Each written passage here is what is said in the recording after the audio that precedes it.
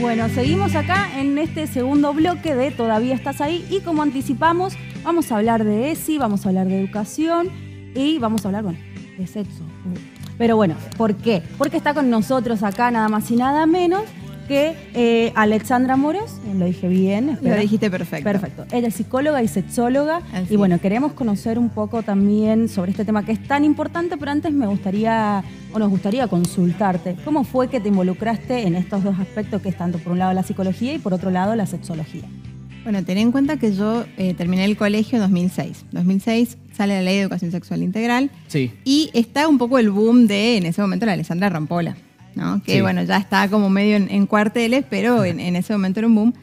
Y yo dije, qué interesante lo que hace esta mina, porque la verdad que nosotros no teníamos ni idea en el colegio de educación sexual, ¿no? Había un montón de información informal de, bueno, de la pornografía, de lo que te hablaba tu amiga, tu amigo, tal, pero no había un espacio en donde vos pudieras sacarte las dudas con conocimiento científico. Entonces de ahí empieza mi curiosidad. En Argentina, vos para ser sexóloga tenés dos caminos, medicina o psicología. Me impresiona la sangre, etcétera. Pero bueno, vamos por psicología. Creo que ahora nos pasa eso, que vemos sangre y como... Claro, no, yo me imagino abrir, viste, un cuerpo, ver una tripa. No gracias, puedo, paso, no es lo mío. No. Y bueno, entonces me decidí por psicología y mientras estaba terminando la carrera empecé la especialización, porque es una especialización de 2 años que vos haces, ya seas psicóloga o médica.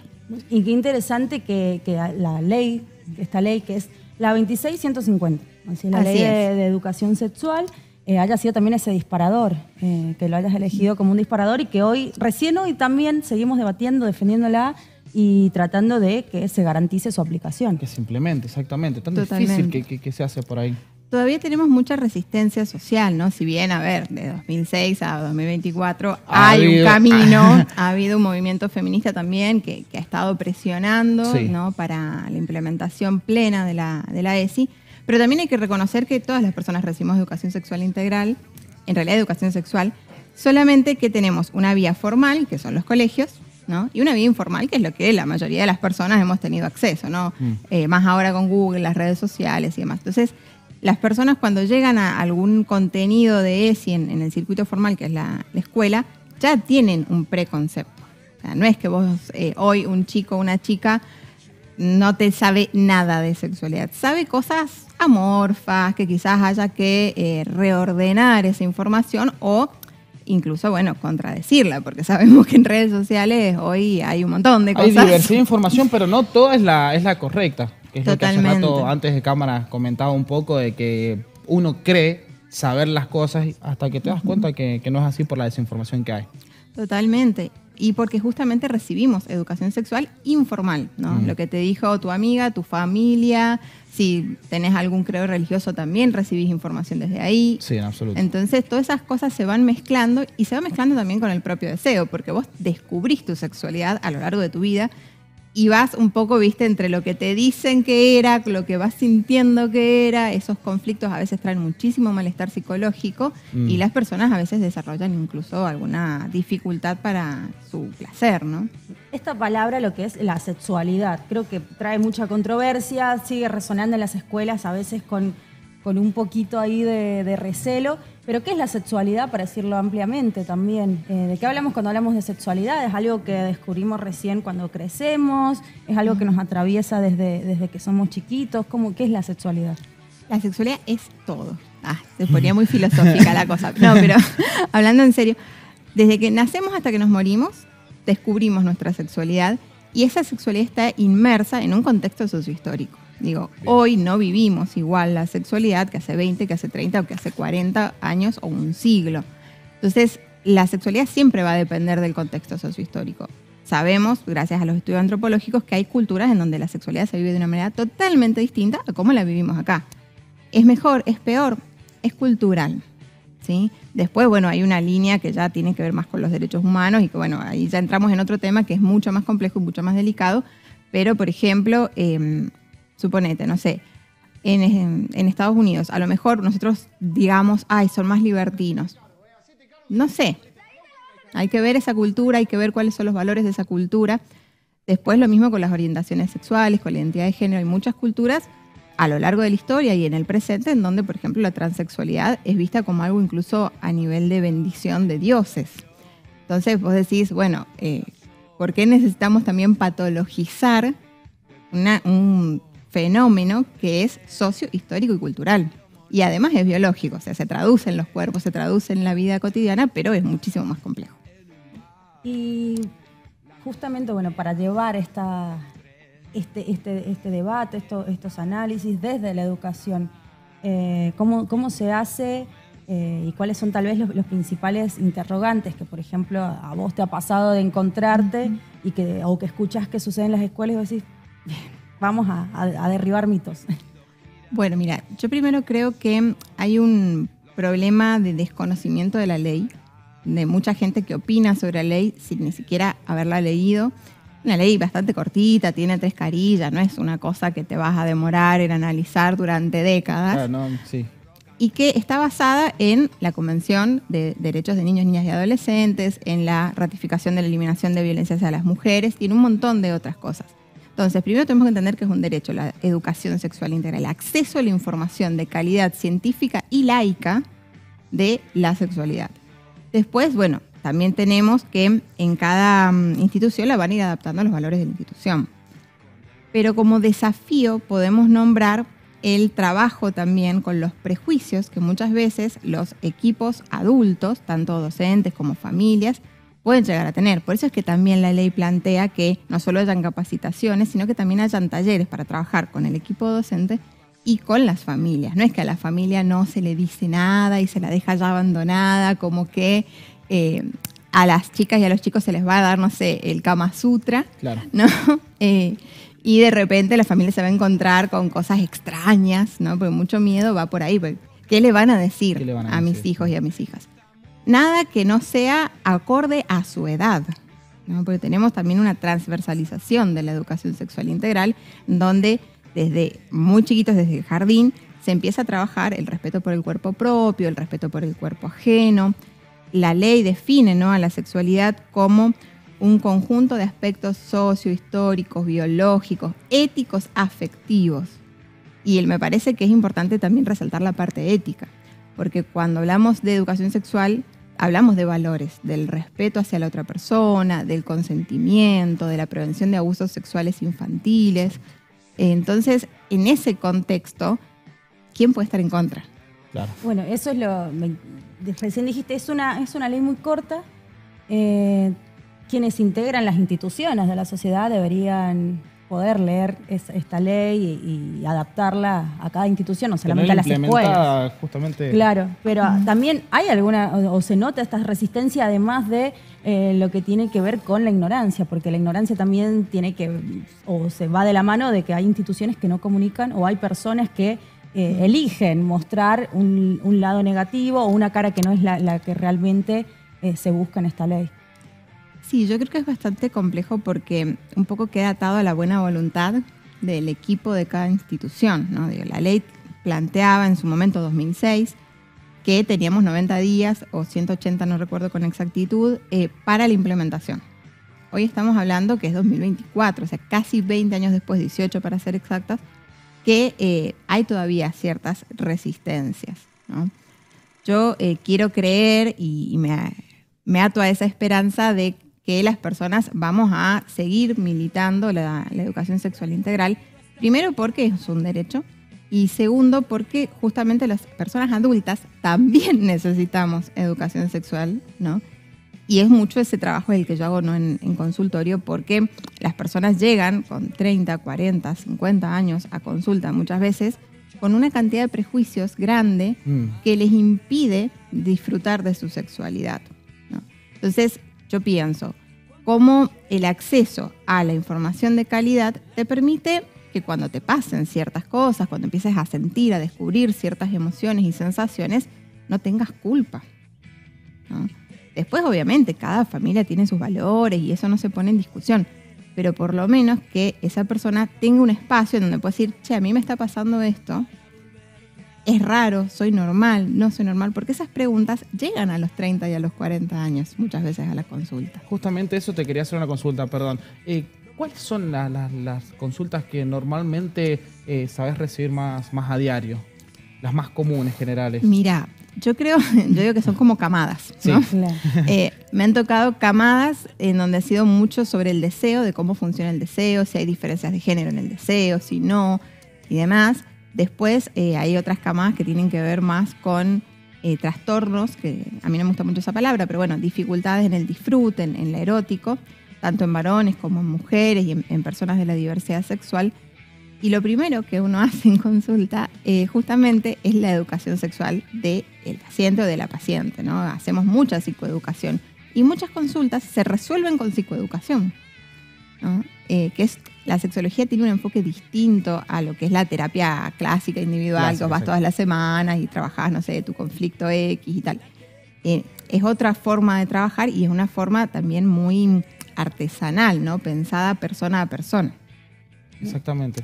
Sí, y eso, bueno, justamente venimos de una semana de lo que ha sido el Día de la Mujer y hiciste una aclaración o que tiene que ver con estas consultas sobre, bueno, hay variaciones en lo de género.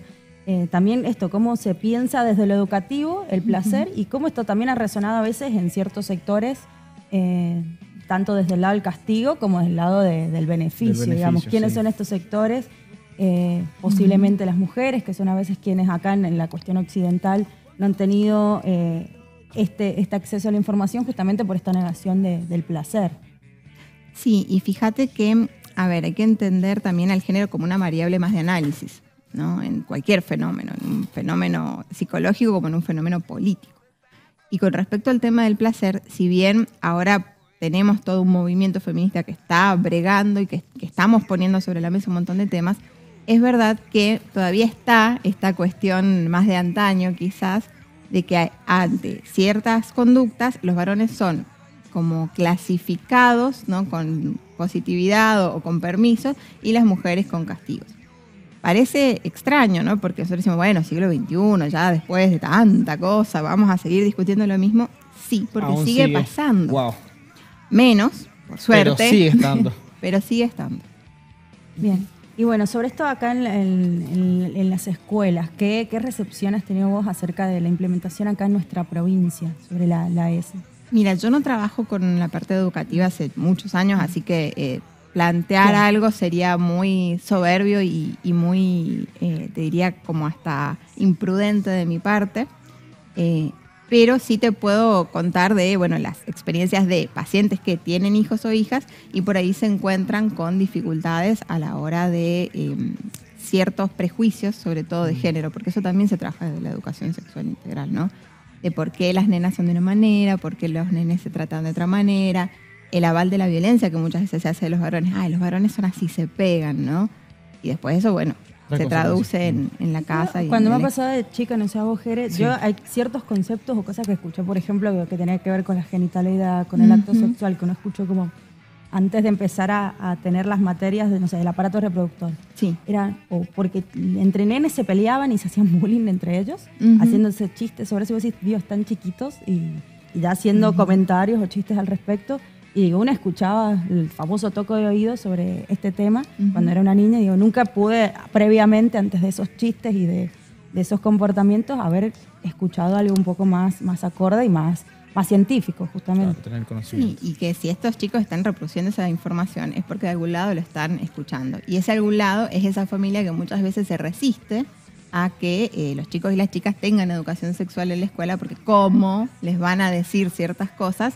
Pero en casa vemos ciertos programas en donde se cosifican a las mujeres, en casa hacemos comentarios que son bastante desafortunados con respecto a los roles de género, etcétera, ¿no? Entonces, creo que también hay que correrse un poco de esta hipocresía de que nadie recibe educación sexual y que la escuela es la única responsable, porque lo que va a hacer quizás la escuela, y que es el espíritu de la ley, es un poco corregir cuando haya que corregir esta información y dar la información cuando no esté. Exactamente, hablando un poco de lo que es la familia, la casa, el hogar, ¿qué recursos son los que vos recomendás para que desde la casa, desde el hogar, se pueda acompañar en este proceso de aprendizaje? Mira, hay por suerte ahora cada vez más libros enfocados a cómo responder ¿sí? A las inquietudes de niños y niñas. Los de Chirimbote son buenísimos, la línea se llama Yo Pregunto y está dividido por edades. Eso puede ser un muy buen recurso para comenzar también a anticiparse a las preguntas. Lo real es que cuando un niño o una niña pregunta algo es porque ya tiene una idea media armada y quiere ver si lo que piensa está bien o no. Claro, va a buscar y empezar ese a aval. explorar de a poco. Bien. Claro. Y por otro lado, también la consulta con una profesional o un profesional idóneo en el tema. Porque, a ver, sí, sos papá, sos mamá, pero no tenés por qué saber todo. Vos tampoco recibiste educación sexual de calidad, científica y demás. Y bueno, está bueno también tener el recurso de decir, che, mirá, no estoy pudiendo manejar esta situación, ¿qué hago?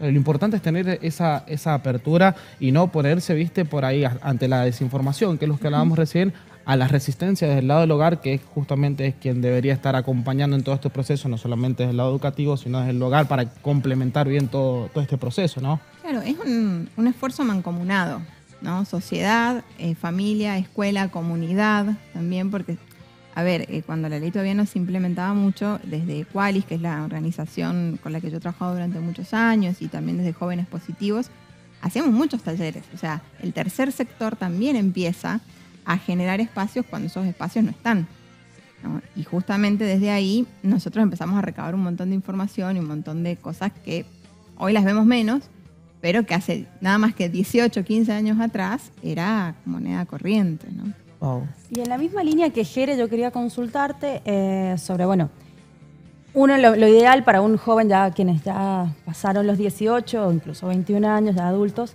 también quieren informarse, quieren seguir investigándose a sí mismos, redescubrirse y compartir estos conocimientos.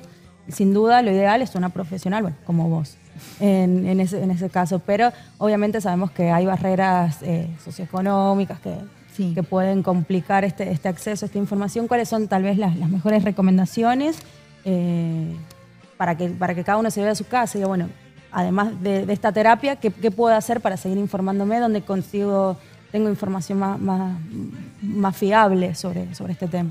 Mira, por suerte hay mucha gente que está haciendo difusión y comunicación de educación sexual en redes. Yo siempre les sugiero que, bueno, sigan cuentas de profesionales, ¿no? Porque no es lo mismo una persona no formada hablando de su experiencia personal que una persona que ha estudiado un montón de tiempo para poder hablar del tema. Entonces, está bueno tener, ya que estamos en este boom de las redes sociales, bueno, ir un poco a buscar las cuentas de profesionales, que por suerte hay un montón, tanto médicas como psicólogas, etcétera. Y también, bueno, la lectura. En muchos centros de salud se hacen talleres al respecto y se brinda información, y las personas tienen derecho a partir de los 16 años a ir sin ningún tipo de acompañante. Entonces ya no hace falta que vos pidas la autorización de tu mamá o de tu papá, 14 años, para ir a una consulta, por ejemplo, ginecológica y recibir información, ¿no? Creo que también hay que ver a la medicina como un lugar también de educación. Entonces no solamente tenés que ir cuando algo te duele, sino también cuando querés saber algo. Cuando querés saber algo y descubrir. ¿Te va a demorar en obtener un turno? Probablemente. Pero también el sistema público, y esperemos que esto siga así, porque bueno, sabemos que los tiempos que corren, el sistema público tiene espacios, ¿no? Tiene los consultorios de psicología, tiene los consultorios de medicina de familia, en donde se trabaja también con educación sexual, y son un recurso gratuito en el que quizás tengas que tener un poquito más de paciencia, pero que se puede utilizar. Buenísimo, Alexandra. Recién hablábamos de redes sociales y quiero comentarle un poco a la gente que también haces un lindo contenido en tus perfiles de redes sociales. Bueno, me gracias. encanta. Bueno, hemos hablado de eso y no se promociona. Exactamente. Entonces, no bueno, por ahí si quieren a través de las redes sociales ir a buscar información y todos los temas que sabes abordar en tus redes sociales, ¿por dónde te pueden encontrar? Bueno, principalmente yo lo que uso es Instagram porque soy viejita y TikTok me marea. Somos dos. Me marea. Entonces, nada, en mi Instagram mi nombre es @alexandra.amoros y también, bueno, en el streaming de La Condado Radio los miércoles de 21 a 23 eventualmente abordamos temas de psicología, eventualmente de sexología, género, estamos ahí en eso. Entonces quedan todos más que invitados a verte en el streaming y también a seguirte en tus redes sociales. Claro que sí. Y bueno, Alexandra, quedas invitada porque creo que nos hemos quedado con muchísimas de preguntas por seguir hacia no, sí. pero sí, seguramente interrogantes para el futuro. Así que más que bienvenida acá, todavía estás ahí. Muchas gracias. Ha sido un placer, Alexandra.